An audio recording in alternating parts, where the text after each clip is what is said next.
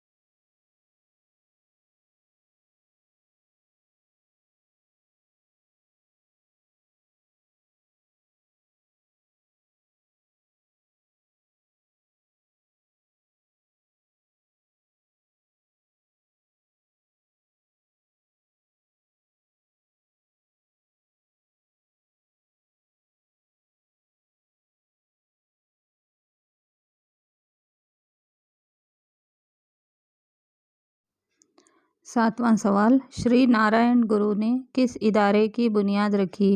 جواب: شری نارائن گرو نے 1903 ء میں شری نارائنا دھرما پریپالنا یوگم نامی ادارہ قائم کیا۔ دوسرا مین، سوامی وویکانند، اٹھو جاگو مقصد کے حصول تک نہ رکو، یہ ہندوستانی نوجوانوں کو سوامی وویکانند کا نعرہ تھا۔ ان کا پہلا نام نریندر ناتھ دتا تھا۔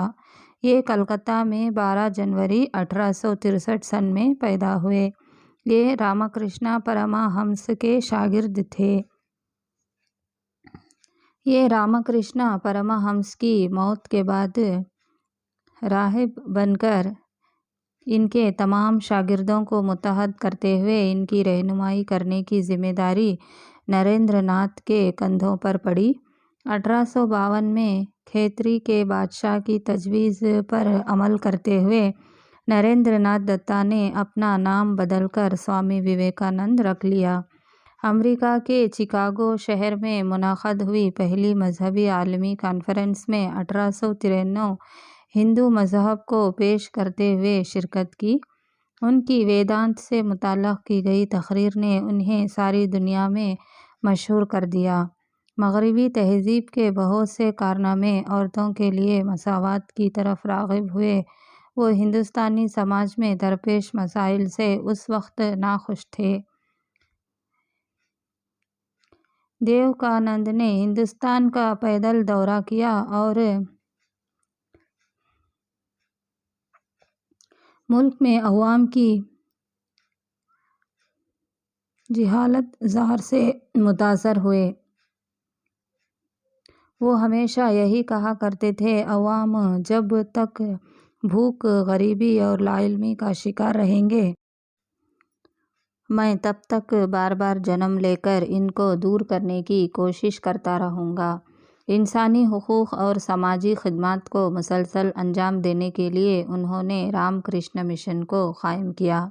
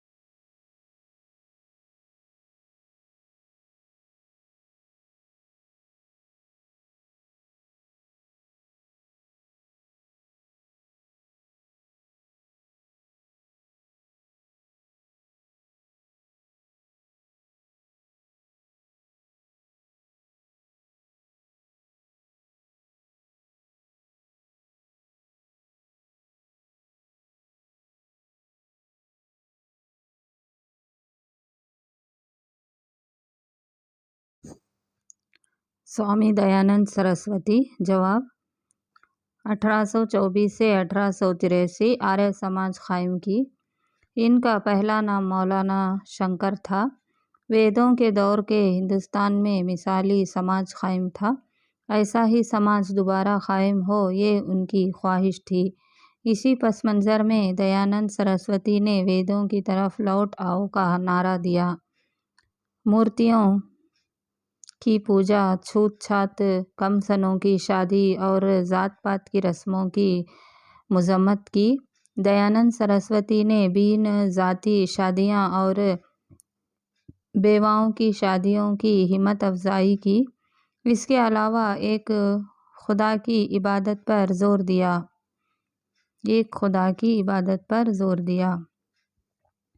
دیانند سرسوتی نے اپنے نظریات کو مشہور تصنیف ستیارتھ پرکاش میں ظاہر کیا ہے۔ آریہ سماج ہندوستانی تعلیمی ترقی کے لیے محنت کرنے کے ساتھ ساتھ قومی تحریک کے جذبے کو بھی ابھارا۔ آریہ سماج کے رہنما لالا ہنس راج نے لاہور میں دیانند اینگلو ویدک اسکول قائم کیا۔ 1886 تلک، لالا لاجپت رائے جیسے قومی رہنما آریہ سماج کے فلسفے اور انداز فکر سے بہت زیادہ متاثر ہوئے۔ ہندو دھرم چھوڑ کر دوسرے مذاہب اختیار کرنے والوں کو دوبارہ ہندو دھرم میں واپس لانے کے لیے دیانند سرسوتی کے شاگرد شردھانند نے شدھی تحریک شروع کی۔ دیانند نے صرف پیدائش کی بنیاد پر برہمنوں کو اقتدار حاصل کرنے کو مسترد کر دیا اور یہ اعلان کیا کہ عورتوں کے ساتھ ساتھ تمام کو وید سیکھنے کا حق ہے۔ گائے کی پوجا کی حمایت کی۔ اگر اختصار کے ساتھ کہا جائے تو آریہ سماج آزادی اور سودیشی جذبات کو ابھارنے والا ایک انقلاب تھا۔ تیسرا، سر سید احمد خان۔ بہت سارے مسلمان مغربی تعلیم کو شک کی نظر سے دیکھتے تھے، اس کو مذہب کی بقا کے لیے مہلک سمجھ رہے تھے۔ ابتدا میں نواب عبداللطیف صاحب نے 1863 میں محمدن لٹریری سوسائٹی قائم کی۔ اس تنظیم کے ذریعے مسلمانوں میں انگریزی تعلیم پھیلانے کی کوشش کے ساتھ ساتھ ہندو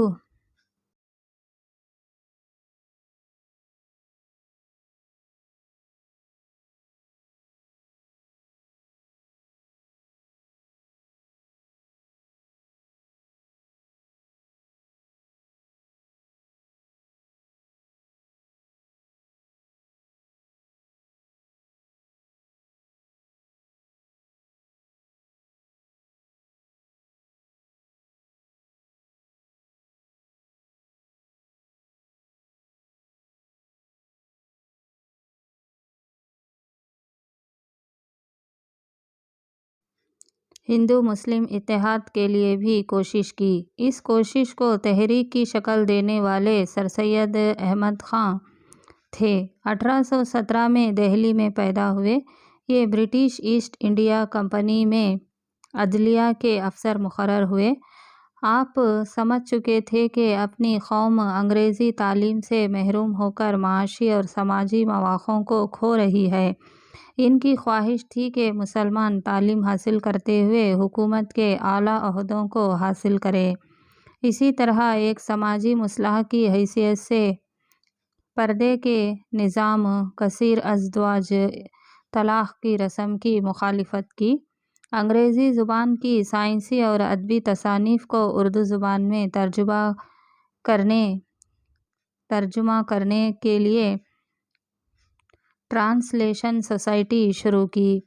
آگے چل کر اس کا نام سائنٹیفک سوسائٹی پڑا۔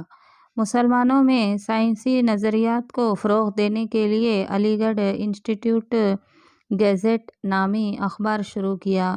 یہ اخبار اردو اور انگریزی زبان میں شائع ہوتا رہا۔ سر سید احمد خاں نے 1875 میں محمدن اینگلو اورینٹل کالج شروع کیا۔ یہ ادارہ بھی 1920 میں علی گڑھ مسلم یونیورسٹی میں تبدیل ہوا۔ چوتھا، شری نارائن گرو۔ شری نارائن گرو ایک اہم سنت اور سماجی مصلح کے طور پر مشہور ہیں۔ یہ 1854 سن میں ترووانکوئیلوا قوم کے خاندان میں پیدا ہوئے۔ انہوں نے 1903 سن میں شری نارائنا دھرما پریپالنا یوگم نامی ادارہ قائم کیا۔ اس کے ذریعے کیرلا کے ایلواؤں کے ساتھ ساتھ پچھڑے ہوئے طبقوں میں سماجی، تعلیمی، معاشی اور تہذیبی ترقی کے لیے کوشش کی۔ ذات پات کا نظام، جانوروں کی قربانی کی مخالفت کی۔ سنسکرت اسکول قائم کیے۔ وہاں ذات پات کا فرق کیے بغیر تمام کو داخلہ دیا۔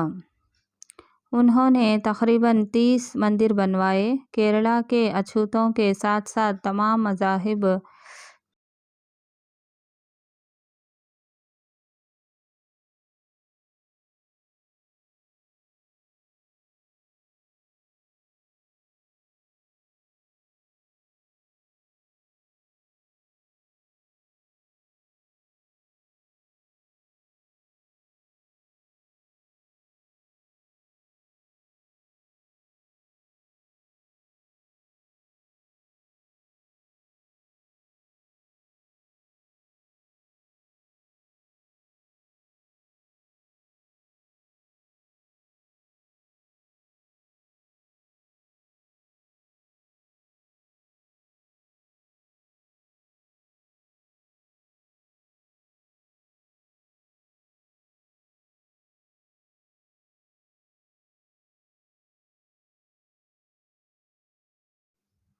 تمام مذاہب کے لوگوں کو داخلہ کی اجازت دی۔ یہ چاہتے تھے کہ تمام مندروں میں تمام مذاہب کی مقدس کتابوں کے کتب خانے ہوں۔ شری نارائن گرو کی امیدیں اس قول سے ظاہر ہوتی ہیں: ایک خدا ہو، ایک مذہب ہو اور ایک ذات ہو۔ کرناٹک میں بھی ان کا اثر دیکھ سکتے ہیں۔ نارائن گرو 1958 سن میں فوت ہوئے۔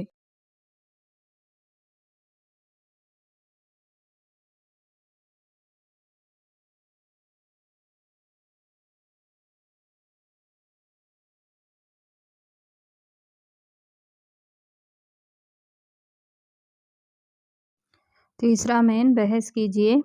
عورتوں کی ترقی، ملک کی ترقی۔ سوامی وویکانند کا یہ قول آج بھی کتنی اہمیت رکھتا ہے؟